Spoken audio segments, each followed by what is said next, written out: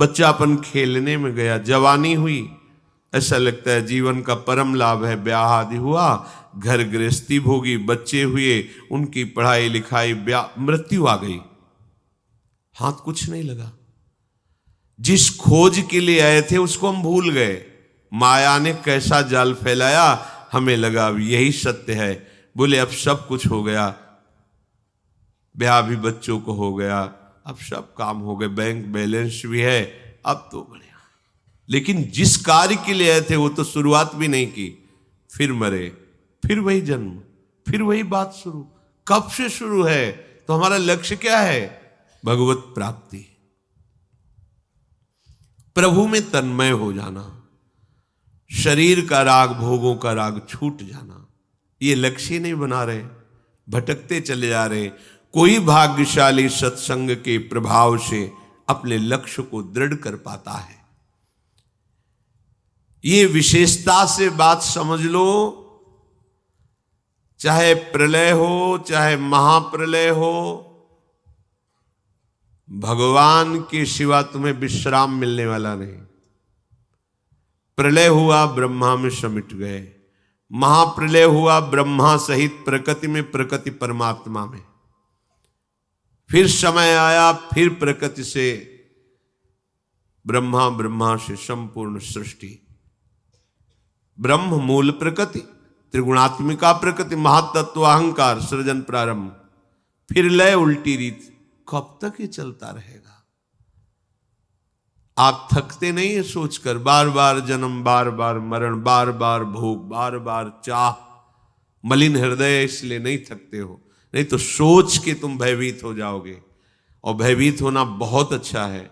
यदि भयभीत हो गए तो प्रभु की शरण तुम्हारे हृदय में मांगने की बात आ जाएगी। तो जो शभीत आवाज सरनाई, तो रखियो ताहि प्राण की नाई। बड़े कृपालु प्रभु हैं, जिनको यहां विषम परिस्थिति देकर के साधु संग दे देते हैं।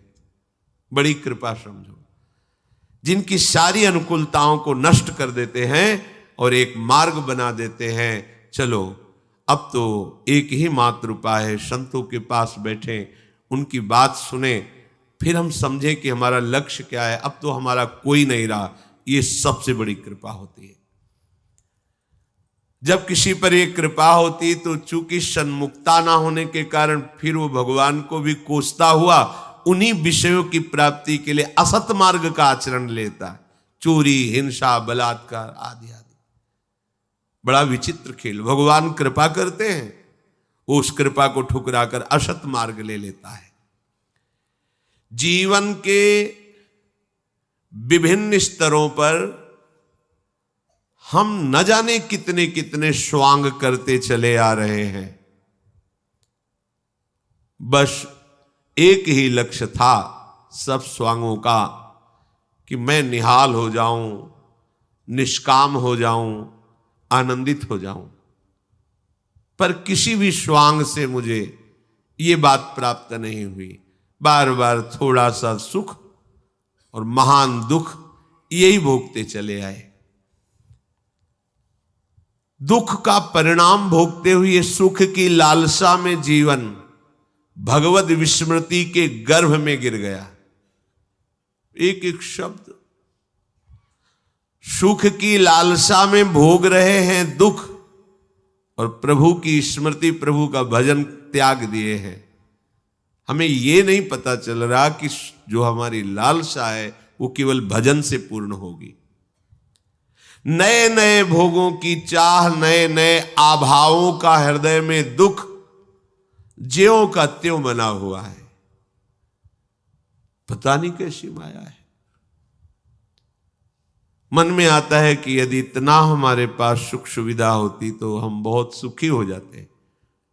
अगर उसी जीवन में उतना हो गया तो उससे लाख गुना बढ़कर मांग, अभाव ही अभाव, कमी ही कमी, पूरे जीवन भर कमी। बड़ा आश्चर्य। आप देखो ना कैसा छलावा माया करती है। बचपन से लेकर अभी तक देखो, हमारी मांगें बदलती गई, वस्तुएं भोगते रहे, व्यक्तियों का संयोग लेते रहे, लेकिन अभाव कम नहीं हुआ। अब और जिस जीव पर भगवान की अनंत अपरिसीम कृपा होती है उसे भगवान दुख, विपत्ति, अपमान के जाल में फंसाते हैं। क्यों? निर्दयी है क्या? नहीं, यही एक औषधि केवल रह गई है। मनुष्य शरीर दिया, बड़ी अनुकूलताएं दी, फिर उसी में फंस गए तुम। अब क्या करें? ये कड़वी औषधि है पर अमोघ है।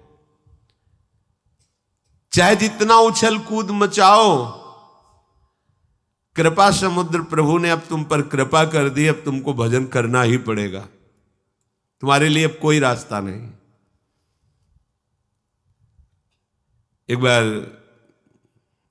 कोई महापुरुष किसी उपासक से कह रहे थे, तुम लिख लो कागज में, तुम्हारे भाग्य में विषय सुख नहीं है। अगर तुम विषय सुख के लिए चेष्टा करते हो तो मारे जाओगे। लिख लो, तुम्हारे भाग्य में नहीं, तुम्हारे भाग्य में भगवत सुख है। इसे श्राप मानोगे या वरदान मानोगे? उन्होंने क्लियर कर दिया, है ही नहीं तुम्हारे भाग्य में विषय सुख। कुछ भी करके देख लो, करोगे तो मारे जाओगे। मारे जाओगे अर्थात तुम्हारी वृत्ति मारी जाएगी। उसके लिए प्रयास मत करो। तुम्हारे सुख में भगवत सुख है, तुम्हारे भाग्य में भगवत सुख है। रहस्य न समझने के कारण लगता है देखो ऐसा कह दिया, तुम्हारे भाग्य में विशेष सुख है ही नहीं। ऐसे ही तुम कितना उछल कूद मचा लो, तुम कितना भागो, तुम्हें तीन तरफ से घेर लिया गया है। एक ही रास्ता है, इधर इधर इधर, तीनों तरफ बंद कर दिए गए रास्ते। पीछे लौट नहीं सकते, दाएं बाएं कोई रास्ता नहीं रखा गया। सन्मुख चलो भगवान की सीधे। अगर खड़े हो गए तो इतनी पीड़ा दी जाएगी कि खड़े भी नहीं हो सकते। आगे बढ़ो। यह है भगवान की विशिष्ट कृपा। चाहे जितना तुम प्रयास कर लो, यदि भगवत कृपा हो गई तो तुम्हें भजन करना ही पड़ेगा, भगवत प्राप्ति होगी ही तुम्हें। अपने लोग इसी लाइन में आ गए हैं। पता ही नहीं था कि कोई मंजिल भी होती है, ये कोई रास्ता भी होता है। ऐसे ही घेर के लाए और दौड़ाते चले, तब पता चला कि मुझे कितने महान मार्ग में प्रभु चला रहे। अब इसमें ऐसी प्रतिकूलताएं भी आती कि पीछे मुड़ के देखो तो कुछ है ही नहीं, बंद है, साइड में कोई है ही नहीं, आगे का रास्ता बड़ा खुला हुआ है, खड़े हो नहीं सकते। तब रोना आता है, कितने कृपालु हो, कितने कृपालु हो। केवल एक ही रास्ता रखा है, मामे ये प्रपद्यन्ते, दूसरा रखा ही नहीं। और कृपा का प्रवाह तुम्हें खड़े रहने नहीं देगा। जैसे प्रवाह होता है ना, तो उसमें हाथ पैर मारने की जरूरत नहीं है, वो तुम्हें खुद बहा के ले जाएगा। वायु का प्रवाह तिनके को बड़े उच्च स्थान में पहुंचा देता है, तिनके की सामर्थ्य नहीं है। स्वामी श्री हरिदास जी महाराज, तिनका ज्यों बयार के बस। ऐसे ही अपने लोग देखते हैं कि लाडली जू की कृपा के प्रवाह में हम बहते हुए लाडली जू की तरफ जा रहे हैं। अब हम चाहें भी उत्तर दक्षिण पश्चिम तो नहीं जा सकते, अब सन्मुख ही भागना पड़ेगा। अगर इधर उधर की तरफ ताकोगे तो जलोगे, भाग नहीं पाओगे, नहीं भाग पाओगे, क्योंकि तुम कृपा पात्र हो, अब नहीं भाग सकते।